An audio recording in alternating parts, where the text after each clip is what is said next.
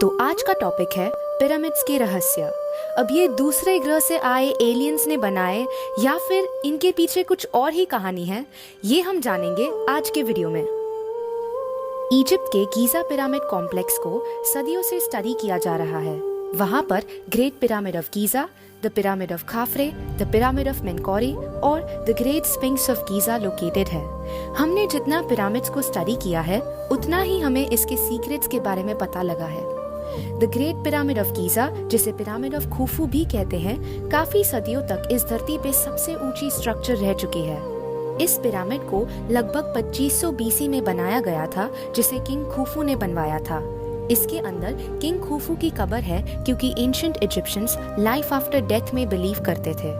अगर कोई किंग या क्वीन मर जाए तो पिरामिड्स के अंदर उनकी कब्र के साथ डेली यूजेज का सामान भी रखा जाता था। शॉकिंग बात तो ये है कि इस पिरामिड में लगभग 23 लाख पत्थर का इस्तेमाल किया गया है और एक पत्थर का वजन कम से कम 2000 किलो है और कुछ पत्थरों का वजन तो 70,000 किलो तक का है। ये पिरामिड्स को कुछ इस तरह से बनाया गया कि इनकी पोजीशन स्काई में ओरायन कॉन्स्टलेशन में स्थित 3 स्टार से परफेक्टली मैच करता है। पर ओरायन कॉन्स्टलेशन ही क्यों? क्या एंशिएंट इजिप्शियंस का इन तारों से कोई संबंध था? क्या इन पिरामिड्स को बनाने में किसी एलियन का हाथ था? ये तो हम अभी तक पता नहीं लगा पाए, पर इन पिरामिड से जुड़े और भी कई राज है जो हम इस वीडियो में आपके साथ शेयर करेंगे। इन पिरामिड्स को इस तरह से बनाया गया है कि इसके सारे एजेस अर्थ के नॉर्थ, ईस्ट, वेस्ट और साउथ से एक्यूरेटली अलाइंड है और ये इजिप्शियंस ने तब कंस्ट्रक्ट किया था जब कॉम्पस इन्वेंट भी नहीं हुआ था। तो सवाल ये है कि उन्होंने इतने मैसिव स्ट्रक्चर्स इतनी एक्यूरेसी के साथ बिना किसी टेक्नोलॉजिकल एडवांसमेंट्स के कैसे बनाए होंगे? और इसीलिए फ्रेंड्स, हम लेकर आए हैं इन सवालों के जवाब, तो बने रहिए अंत तक। तो शुरू करते हैं इस वीडियो को कुछ फैक्ट्स के साथ।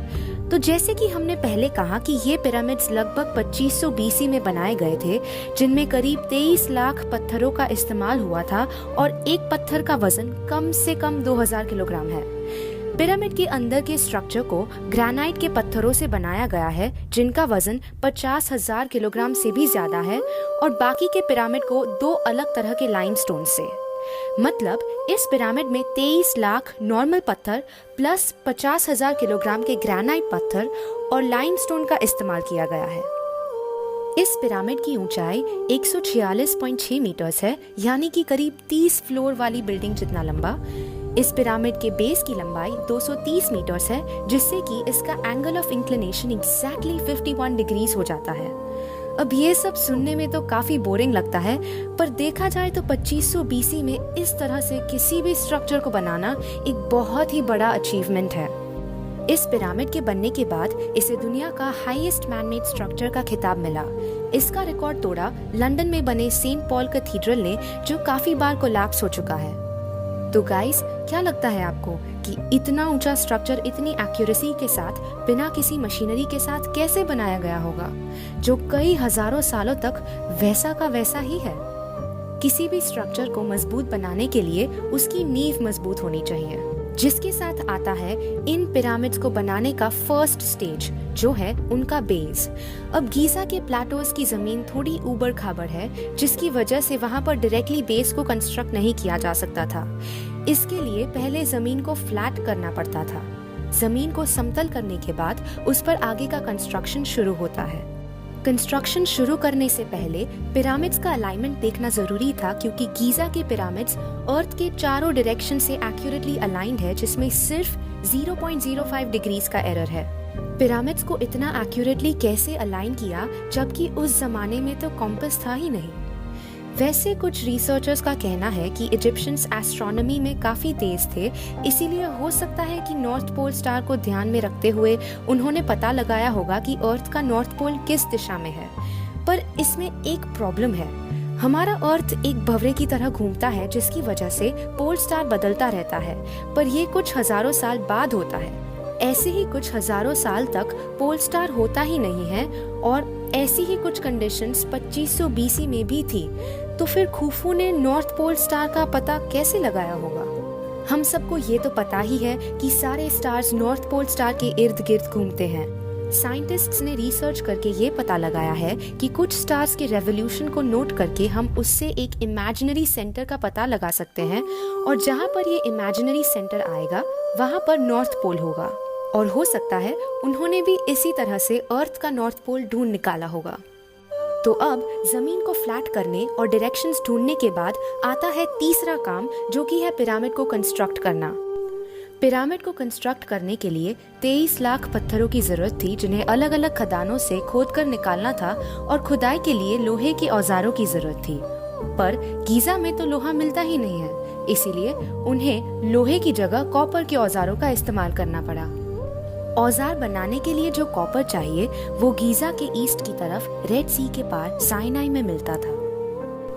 साइनाई तक पहुंचने के लिए वो पहले नाइल नदी पार करके वादी अल जर्फ जाते और वहां से रेड सी पार करके साइनाई में कॉपर की माइंस तक पहुंचते। अब वहां से सारा कॉपर लाना मुमकिन नहीं था, क्योंकि बोट्स पर लिमिटेड सामान ही आ सकता है। इसीलिए उन्हें पहले साइनाई के सीडर फॉरेस्ट से वुड लाकर नई बोट्स बनानी पड़ती थी, और फिर वो लोग कॉपर गीजा तक पहुंच जाते थे। अब औजार बनाने के बाद वो लोग पत्थरों को इकट्ठा करना शुरू कर देते थे। पिरामिड के अंदर के हिस्से को बनाने के लिए जरूरत थी ग्रेनाइट की, और बाकी के हिस्से को बनाने के लिए येलो लाइमस्टोन्स की। उस जमाने में पिरामिड एकदम व्हाइट कलर के हुआ करते थे, क्योंकि पिरामिड के बाहर की तरफ चिकने व्हाइट लाइमस्टोन्स लगाए जाते थे, जिसके कारण वह चमकते भी थे। जब ये सब पत्थर आ जाते थे तब उन्हें कॉपर के टूल्स और डोलराइट से शेप देकर जो भी पाउडर निकलता था उन्हें मिक्स करके उसका सीमेंट बनाया जाता था। जब पत्थर को शेप देना हो जाता था तब उन्हें पिरामिड्स की लोकेशन पर ले जाया जाता। वहां पर पहुंचने के बाद पिरामिड्स का कंस्ट्रक्शन शुरू किया गया। अब ये पत्थर कई हजारों किलो के थे, और इन्हें लेकर इतना बड़ा स्ट्रक्चर बनाना ऑफ कोर्स आसान नहीं रहा होगा। तो इजिप्शियंस ने रैंप्स बनाए। पिरामिड के 1/3 हिस्से में बड़े बड़े पत्थरों की जरूरत थी, ताकि उसके बेस को स्ट्रॉन्ग बना सके। रैंप बनाने से इन बड़े बड़े पत्थरों को मूव करना आसान था, पर ये रैंप पूरे पिरामिड के लिए इस्तेमाल नहीं कर सकते थे, क्योंकि जैसे जैसे पिरामिड की हाइट बढ़ती वैसे ही रैंप का एंगल भी बढ़ता, और एंगल बढ़ने से पत्थरों को ऊपर ले जाना मुश्किल होता। इस प्रॉब्लम को दूर करने के लिए उन्होंने पिरामिड्स में 2 स्पाइरल रैंप्स बनाए, एक अंदर की तरफ से और एक बाहर की तरफ से। बाहर के रैंप का यूज ग्रेनाइट के 50 टन भारी पत्थर ले जाने में किया जाता था, और अंदर का स्पाइरल रैंप ऊपर की तरफ से 2 टन के पत्थर ले जाने में किया जाता था। उन रैंप्स को छोटे पत्थरों से बनाया जाता था, ताकि काम खत्म होते ही उनमें से छोटे पत्थर निकालकर ऊपर की तरफ फिट कर सके। और यही कारण है कि हमें बाहर के और अंदर के रैंप्स दिखाई नहीं देते। तो दोस्तों, इस तरह बना था the great Pyramid of Giza. पर देयर इज अ कैच।